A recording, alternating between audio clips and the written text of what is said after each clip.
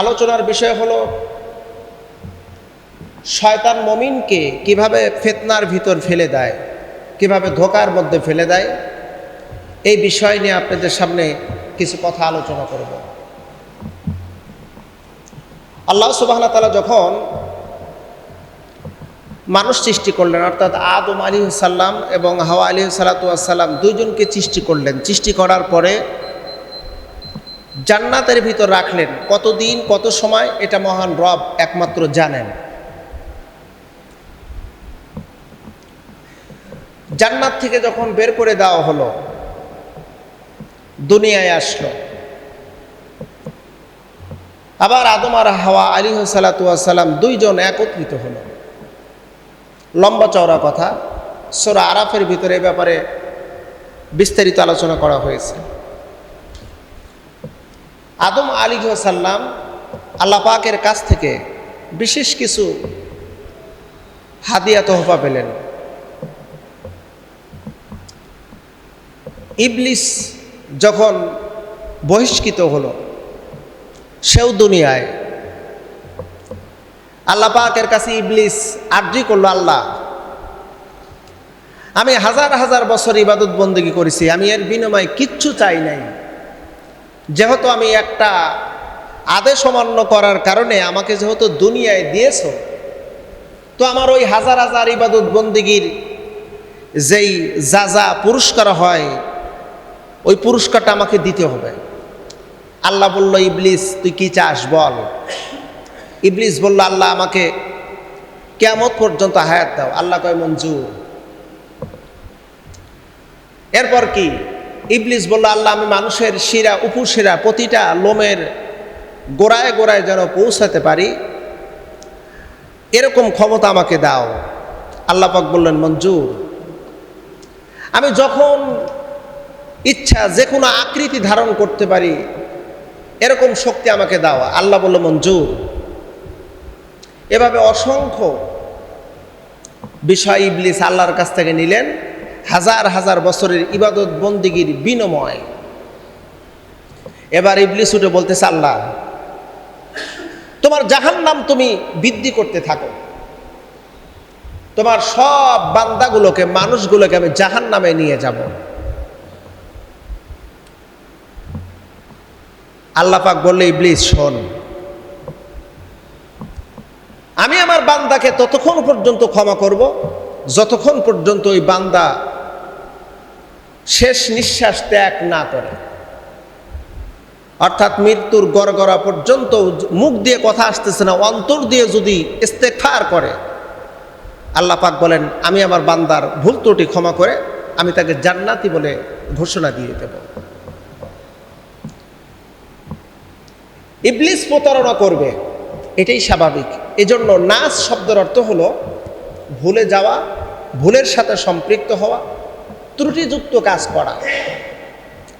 হাদিসের মধ্যে আসছে আন্নাসা মুরাক্কাবা মিনাল খাতা, প্রত্যেকটা মানুষ ভুল করবে, ত্রুটি করবে, এটাই স্বাভাবিক।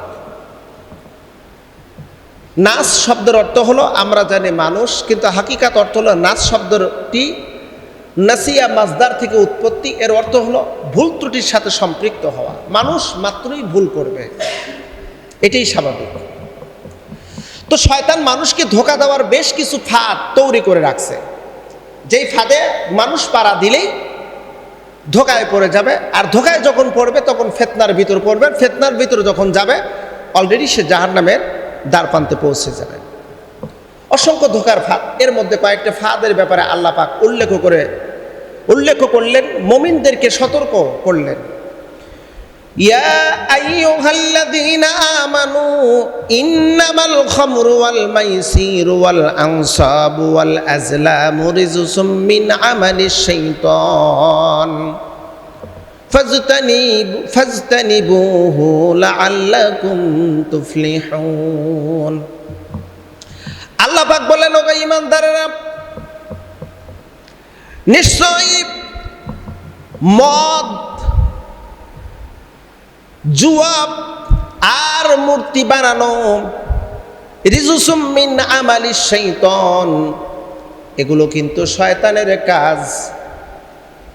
মদ পান করা শয়তানের কাজ, জুয়া খেলা অর্থাৎ ভাগ্য নির্ধারণ করা। জুয়া মানে হলো ভাগ্য, এটা হলো শয়তানের কাজ। আর মূর্তি নির্মাণ করা, মূর্তি পূজা করা, এটাও শয়তানের কাজ। ফাস্তানিবুহু লাআল্লাকুম তুফলিহুন। বান্দা এই সমস্ত কাজ থেকে নিজেকে হেফাজত রাখো। ফাস্তানিবু শব্দের অর্থ হলো সংরক্ষণ করে রাখো, যাতে তুমি কখনোই মদের দিকে না যাও, জুয়া কখনোই তুমি যেন না খেলো, কখনোই যেন মূর্তি বানানো আর মূর্তি পূজার দিকে যেন তুমি অগ্রসর না হও। ফাস্তানিবুহু, নিজেকে রক্ষা করো। লাআল্লাকুম তুফলিহুন, তাহলে তুমি সফলতা লাভ করতে পারবা।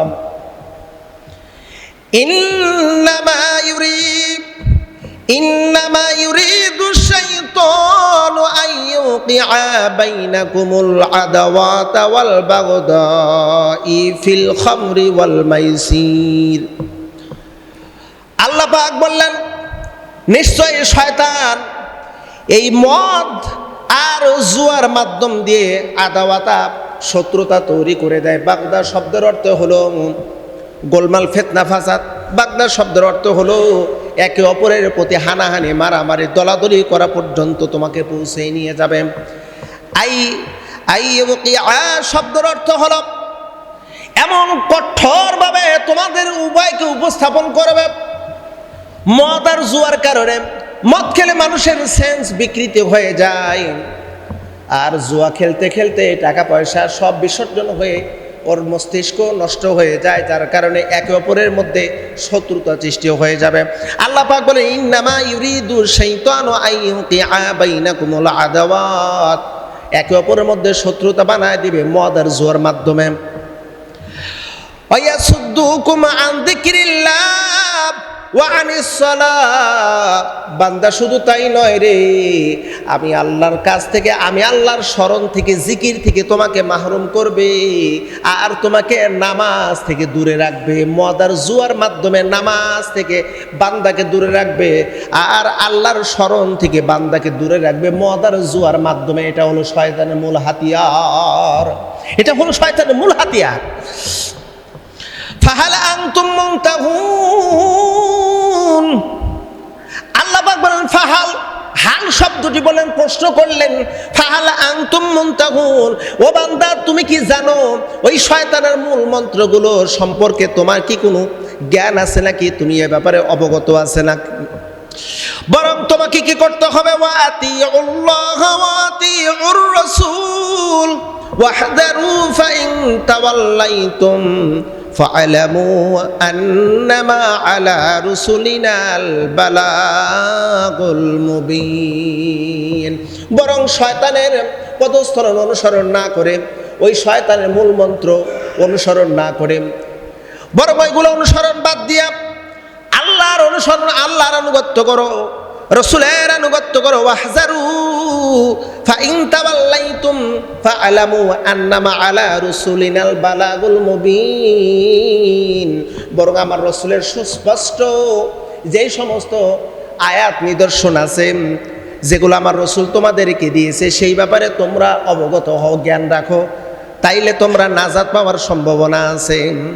তাহলে কি নাজাত পাওয়ার সম্ভাবনা আছে। কথাগুলো কেন বললাম প্রিয় ভাইয়েরা? কথাগুলো কি জন্য বললাম? কারণ এখানে কিছু সামনে, আমাদের সামনে বেশ কিছু বেড়াজাল, মায়াজাল, আমাদের উৎসাহ উদ্দীপনা, আমাদের নফসের কিছু সমসাময়িকের শান্তি প্রশান্তি দেওয়ার জন্য কিছু ছায়ানট আমাদের চোখের সামনে আসতেছে আর অল্প কিছু সময়ের ভিতরে। এই যে বিষয়টা হলো, এই ফুটবল টুর্নামেন্ট, এটা জাতীয় পর্যায়ে খেলা হচ্ছে, বিশ্ব ফুটবল টুর্নামেন্ট খেলা হচ্ছে। এই খেলাকে কেন্দ্র করে অনেকে জুয়া খেলবে, অনেকে জুয়া ধরবে। আমার দল এটা, আমি এই দলের সাপোর্টার, আমার দল বিজয়ী হবে। জুয়া ধরবে, লক্ষ কোটি কোটি ডলার, লক্ষ লক্ষ কোটি কোটি টাকা। আমার বাস্তব চোখে দেখা কথা বলতেছি। আমার দল এটা, আমার দল বিজয়ী হবে। ওখানে আবার কি যেন সফটওয়্যারগুলো আছে, সফটওয়্যারের ভিতরে আছে যে আজকে এই দুই দলের খেলা হচ্ছে, কোন দল বিজয়ী হবে, এই দল বিজয়ী হলে এই টাকা দিলে এত টাকা পাবেন। ধরতেছে কোটি কোটি টাকা, লক্ষ লক্ষ টাকা। অনেক যুবক সর্বশান্ত হয়ে গেছে এই জুয়ার ফাঁদে পা দিয়ে। আশ্চর্যকর বিষয়, অবাক। মুসলমানদের তো এই খেলতামাশা, খেলা নিয়ে মত্ত থাকার তো কোনো সুযোগ ছিল না। আজকে খেলা হচ্ছে কোন জায়গায় জানি না, কোন দেশে খেলা হবে, কোন দেশ খেলবে